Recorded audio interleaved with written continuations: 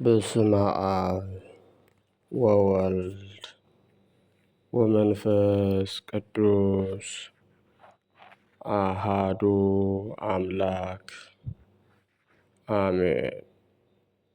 ክርስቶስ ተንሥአ እሙታን በዐቢይ ኃይል ወሥልጣን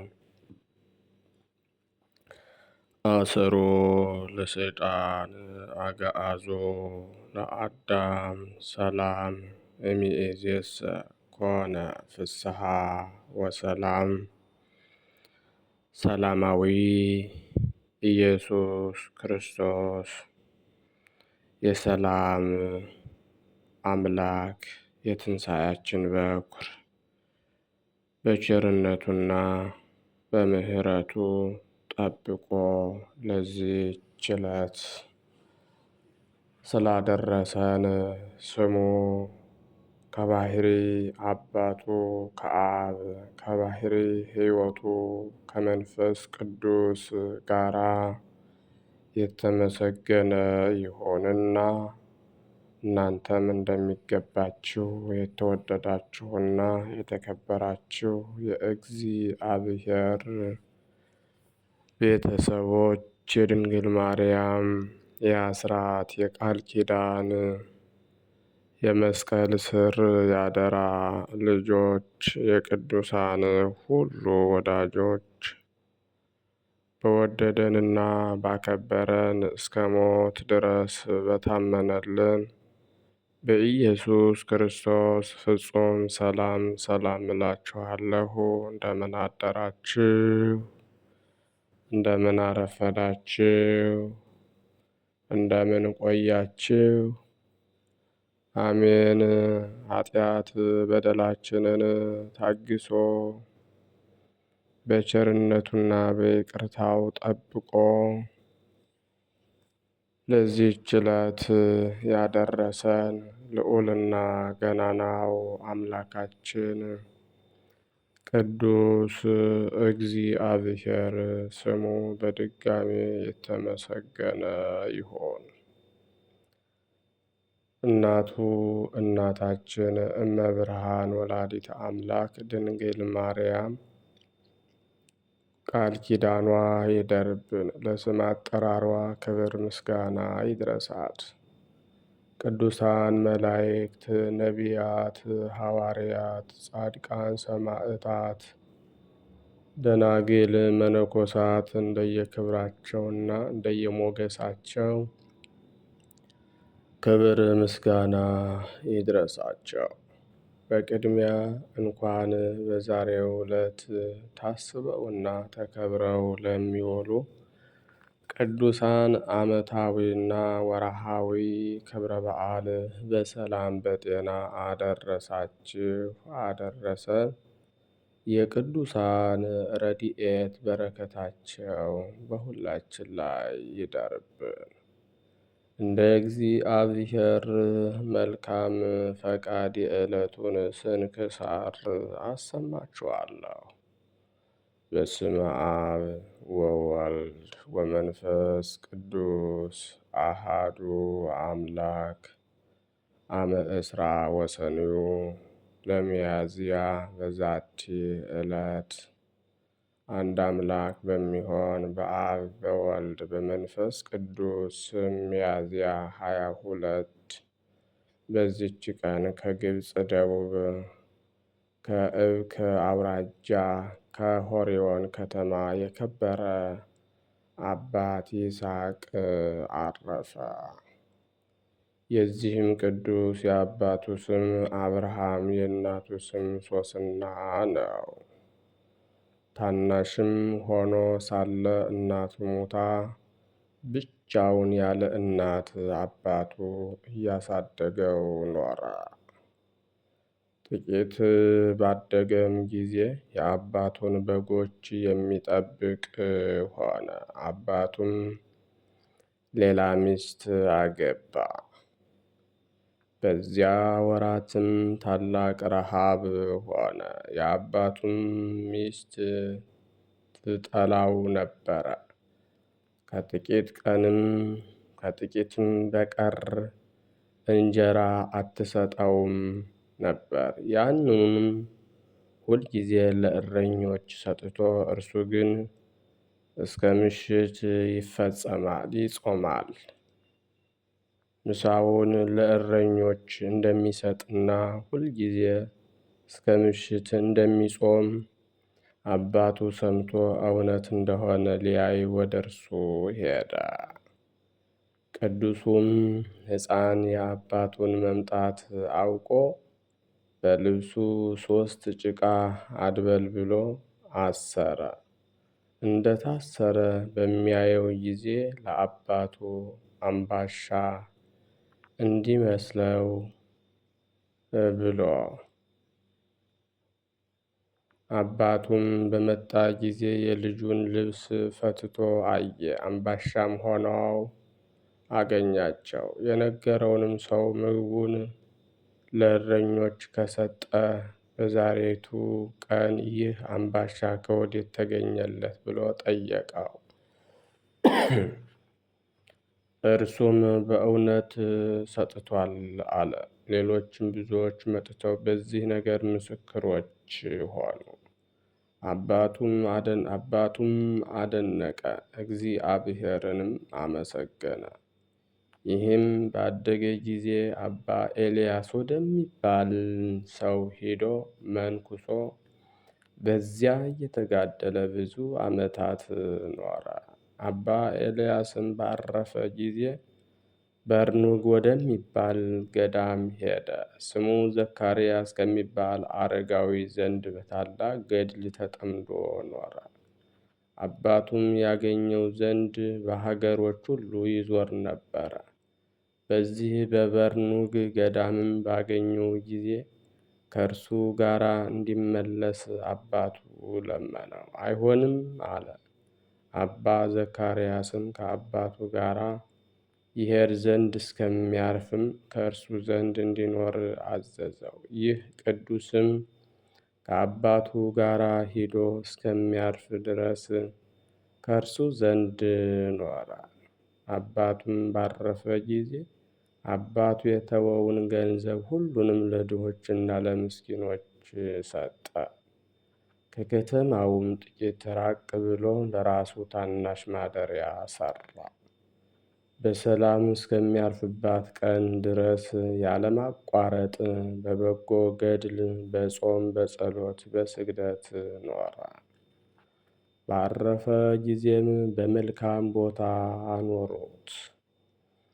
ከዚያም ተሰወረ። ከብዙ ዘመናትም በኋላ እግዚአብሔርን ሊገልጠው ወዶ በመቃብሩ ላይ መብራት ሲበራ እህል ለሚያጭዱ ሰዎች 3 ቀን ያህል ታየ። ሊያዩትም ወደ ቦታው ሲደርሱ ያ መብራት ከእርሳቸው ይሰወራል። በሁሉ ዘንድ እስቲሰማም እንዲህ ሆኖ ኖረ። ከዚህም በኋላ በመቃብሩ ላይ እያበራ ያ መብራት ደግሞ ታያቸው። ሥጋውም በዚያ እንዳለ ሁለተኛ በሕልም ነገራቸው።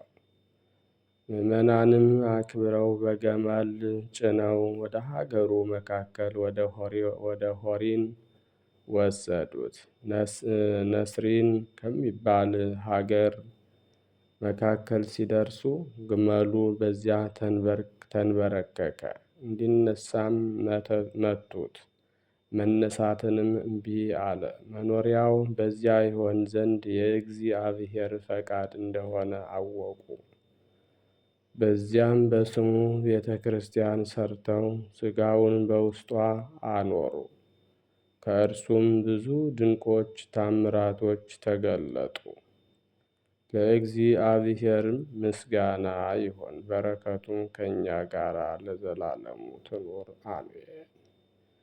ሰላም ለይስሐቅ አሲሮ ጽውረ በአምሳል እንተረሰየ ህብስተ ለአርዮ ኃይል አሲሮ ጽውረ በአምሳል እንተረሰየ ህብስተ ለአርዮ ኃይል ወእለ ረከቡ በድኖ በትምህርተ ማይቶት ስጡል አመፃ አንዎ ለወሲድ መንገለ ካልእ ደወል መካነ ስምረቱ በጺሖ አበየ ገመል። በዚችም ቀን የከበረ አባት የእስክንድርያ ሊቀ ጳጳሳት ለአባቶች ሊቃነ ጳጳሳትም 19ኛ የሆነ እለእስክንድሮስ አረፈ። ስለ እርሱም ሐዋርያዊ አባት አትናቴዎስ እንዲህ አለ። አባት እለእስክንድሮስ ተቀምጦ ወንጌልን አያነብም፣ ቁሞ ያነባል። ወንጌልን ሲያነብ ቁሞ ያነባል እንጂ ከእርሱ ጋራም ብርሃን አለ። ሁለተኛም ስለ እርሱ ሲናገር ወደ እርሱ እመምኔቶች መጥተው በእኛ ዘንድ ሰባት ቀን የሚጾሙ ደናግል አሉ፣ በእጆቻቸውም ምን ሥራ አይሰሩም ብለው ነገሩት። እርሱም እህቶቼ ሆይ እኔ 2 ቀን እንኳ ከቶ አልጾምኩም፣ ፀሐይ እስኪገባም ቆይቼ አልበላሁም። በልክ እበላለሁ፣ በልክም እጾማለሁ፣ በልክ በመጠንም እሰራለሁ። በልክ ይበሉ ዘንድ በልክም ይጾሙ ዘንድ በልክም ሥራ ይሰሩ ዘንድ ንገሩአቸው፣ በበጎ ሥራ ሁሉ ይሰለፉ አለ። የዚህም ቅዱስ ወላጆቹ ደጋጎች ምዕመናን ናቸው። እርሱም በቤተ ክርስቲያን አገልግሎት ውስጥ ሆኖ ከታናሽነቱ ጀምሮ በውስጧ አደገ። አባ መክሲሞስ አናጉንስጢስነት፣ አባ ቴዎናስ ዲቁና፣ ተፍጻሜተ ሰማዕት ጴጥሮስም ቅስና ሹመውታልና እርሱም ከታናሽነቱ ጀምሮ ንጹሕ ድንግል ነው። አባ ጴጥሮስ በሰማዕትነት የሚሞትበት ጊዜ ሲቀርብ በግዞት ቤት ሳለ ይህ እለእስክንድሮስና አኪላስ ከውግዘቱ ይፈታው ዘንድ ስለ አርዮስ ወደ እርሱ ገብተው ለመኑት። ስለ እርሱ አባ ጴጥሮስን ይማልዱት ዘንድ ሁለቱን ለምኗቸዋልና። አባ ጴጥሮስ ግን በውግዘት ላይ ውግዘትን ጨመረበት፣ እንዲህም ብሎ ነገራቸው። የክብር ባለቤት ጌታዬ ኢየሱስ ክርስቶስ የተቀደደ ልብስ ለብሶ ተገለጠልኝ። ልብሴን አርዮስ ቀደዳት አለኝ። ይህም የባህሪ አንድነቴን ለያት ማለት ነው። ውግዘቱንም እንድጨምርበት እርሱ አዘዘኝ። ደግሞ እንዲህ ገለጠላቸው። አኪላስ ሊቀ ጵጵስና እንዲሾም ከእርሱ በኋላ እለእስክንድሮስ እንደሚሾም አርዮስን እንዳይቀበሉት በምንም ሥራው እንዳይተባበሩት አዘዛቸው። አባ ጴጥሮስም ምስክርነቱን በፈጸመ ጊዜ አኪላስ ሊቀ ጵጵስና ተሾመ። የአባት ጴጥሮስንም ትእዛዝ ተላልፎ አርዮስን ከውግዘቱ ሊፈታው ቅስናም ሾመው። ስለዚህም አኪላስ በመንበረ ሲመቱ ያለ 6 ወር አልኖረም፣ በድንገት ሞተ። ከዚህ በኋላ ይህ አባት እለእስክንድሮስ ሊቀ ጵጵስና ተሹሞ በመንበረ ሲመቱ ላይ ተቀመጠ። አርዮስንም ከወገኖቹ ጋር አውግዞ አሳደደው። የሀገር ታላላቆችም ከሕዝቡ መጡ፣ ከውግዘቱ እንዲፈታውም ለመኑት። በውግዘት ላይ ውግዘትን እንዲጨምር እንጂ እንዳይፈታ አባ ጴጥሮስ እንዳዘዘው ነገራቸው። ከዚህም በኋላ አርዮስ ወደ ንጉሥ ቆስጠንጢኖስ ሄዶ በግፍ አወገዘኝ ብሎ እለእስክንድሮስን ከሰሰው። ስለዚህም ንጉሡ 318 የከበሩ አባቶችን በኒቅያ ከተማ ሰበሰበ። ይህም አባት እለእስክንድሮስ ተመርጦ ለጉባኤው ሊቀ መንበር ሆነ።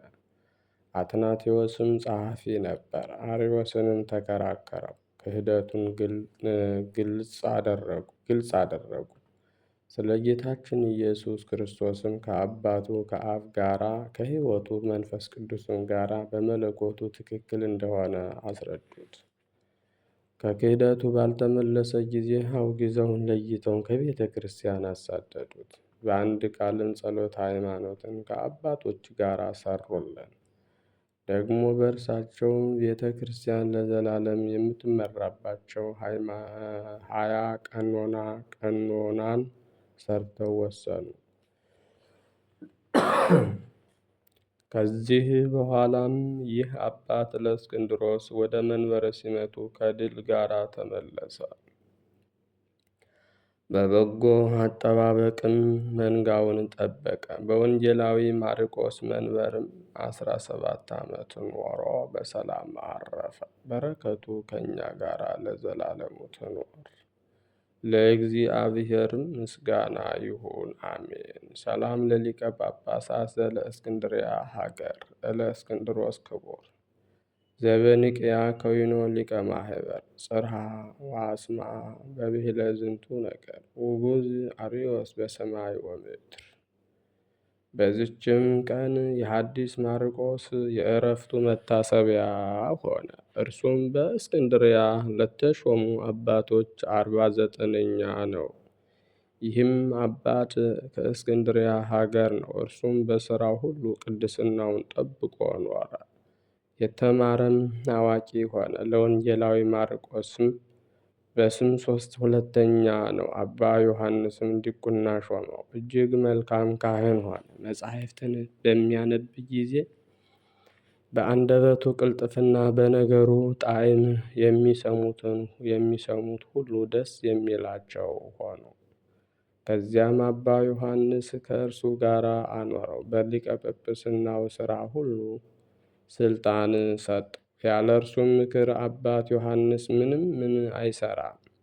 ከዚህ በኋላ በአባ መቃርስ ገዳም የምንኩስና ልብስ አለበሰው። በዚያች የምንኩስና ልብስ በለበሰባትም ቀን ከቅዱሳን አረጋውያን አንድ ጻድቅ ሰው መጥቶ በእርሱ ላይ እንዲህ ብሎ በሕዝብ ፊት ይህ ስሙ ማርቆስ የሚባል ዲያቆን በአባቱ በወንጌላዊ ማርቆስ ወንበር ሊቀመጥ አለው ብሎ ትንቢት ተናገረለት። የአባ ዮሐንስም የሚሞትበት ጊዜ ሲቀርብ አባ ማርቆስን ሊቀ ጵጵስና እንዲሾሙት ኤጲስቆጶሳቱን አዘዛቸው። በእርሱ መሾም ደስ አላቸው። ከአባ ዮሐንስ እረፍት በኋላ ያለ ፈቃዱ ሾሙት። እርሱ ግን ከእርሳቸው ሸሽቶ ወደ አስቄጥስ ሄደ። ሰዎችንም ልከው አስረው ወደ መንበረ ሲመቱ አመጡት። ከዚህም በኋላ ጸጥ ብሎ ስለ አብያተ ክርስቲያናት የሚያስብ ሆኖ የፈረሰውን አነጸ፣ ጠገነ። በዘመኑም የመናፍቃንን ጠባይ ከሕዝቡ ውስጥ አስወገደ። ይሄውም በግብፅ ሀገር የተገለጡ ለብቻቸውም ቤተ ክርስቲያን ሰርተው የሚኖሩ ናቸው። እርሱም አስተምሮ መክሮ መልሶ ከመንጋዎቹ ጋር አንድ አደረጋቸው። እግዚአብሔር በዚህ አባት እጅ ድውያንን በመፈወስ አጋንንትን በማስወጣት ብዙ ድንቆች ምልክቶችን ገለጠላቸው። ከእርሳቸውም አንዱን አስተውል፣ አንተ ያለ ፍርሃት በድፍረት ሥጋውንና ደሙን የምትቀበል ባትሆን ይህ ባላገኘህም ነበር። ከእንግዲህ ከክፉ ስራና ከአንደበትህ ከሚወጣ ከከንቱ ነገርም ሰውነትን ጠብቅ አለው። በዘመኑም በምዕራብ ያላመኑ ሰዎች ይሸጧቸው ዘንድ ብዙ ክርስቲያኖችን ከሮም ግዛት ውስጥ ማርከው ወደ እስክንድርያ አመጧቸው። ይህም አባት እጅግ አዘነ። ከየገዳማቱና ከምዕመናን ብዙ ገንዘብ ለምኖ ካልተጠመቁት ሰዎች እጅ በ30,000 የወርቅ ዲናር ዋጃቸው። ካልተጠመቁ እጅ በ30,000 የወርቅ ዲናር ዋጃቸው።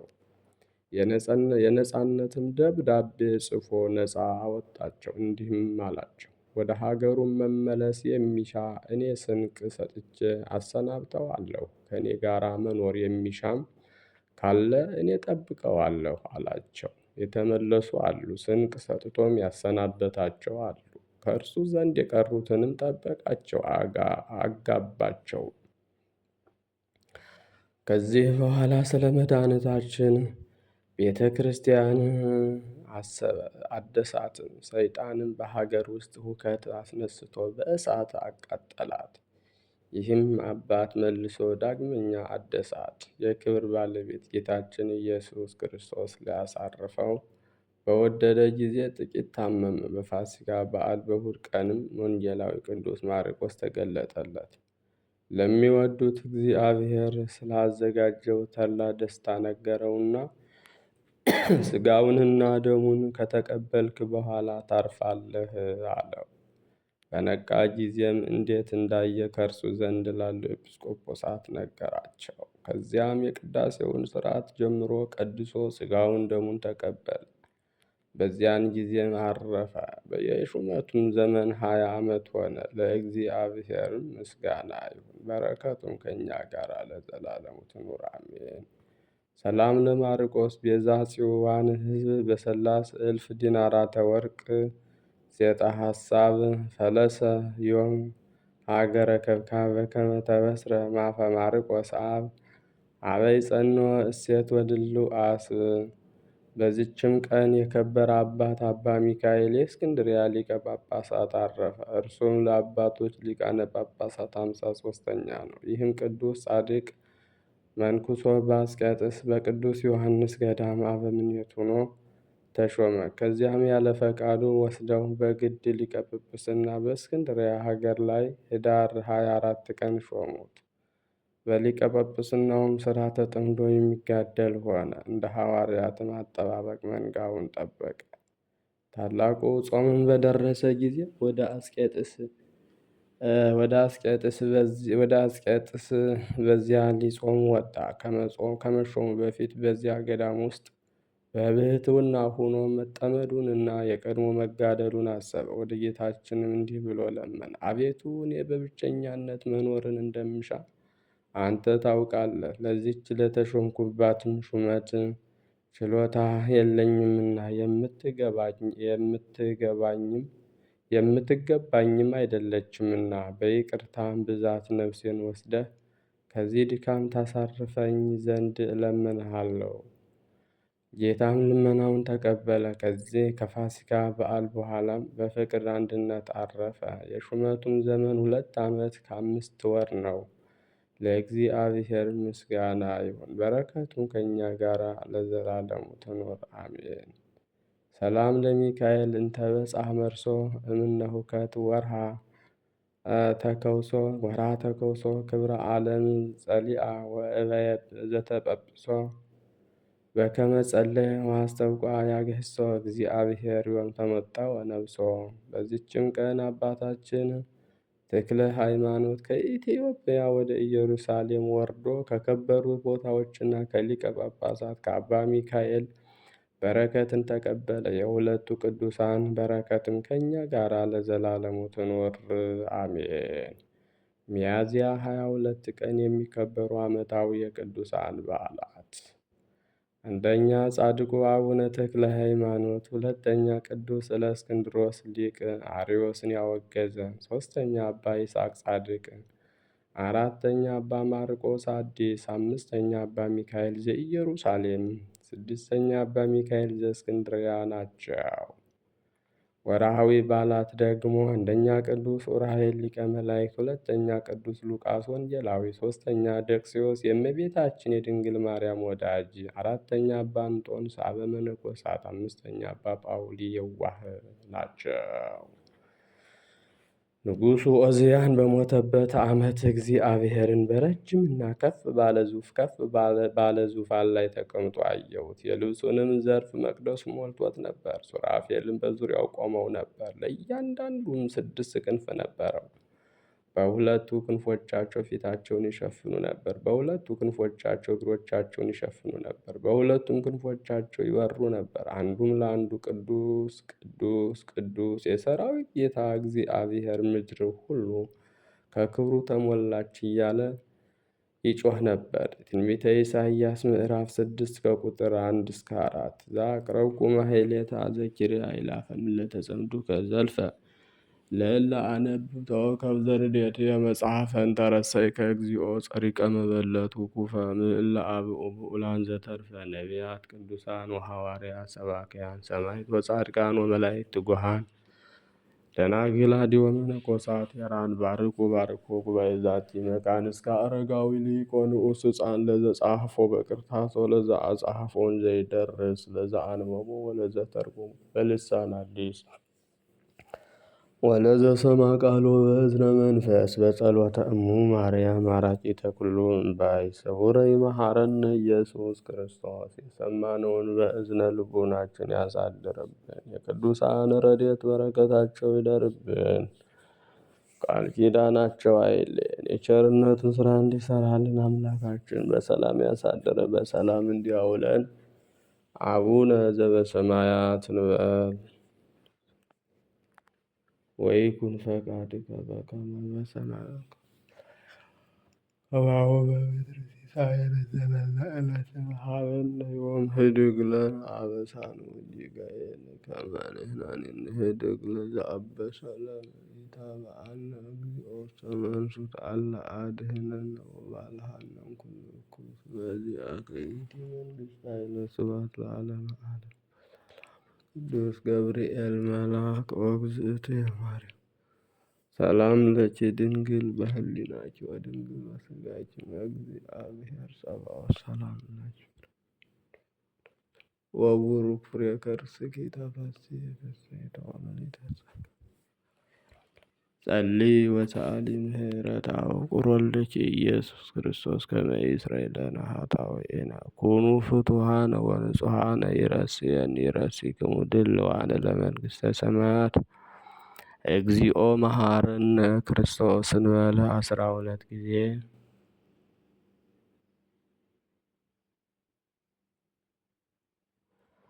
በእንተ እግዝእትነ ማርያም መሐረነ ክርስቶስ እንበል ከማሁ።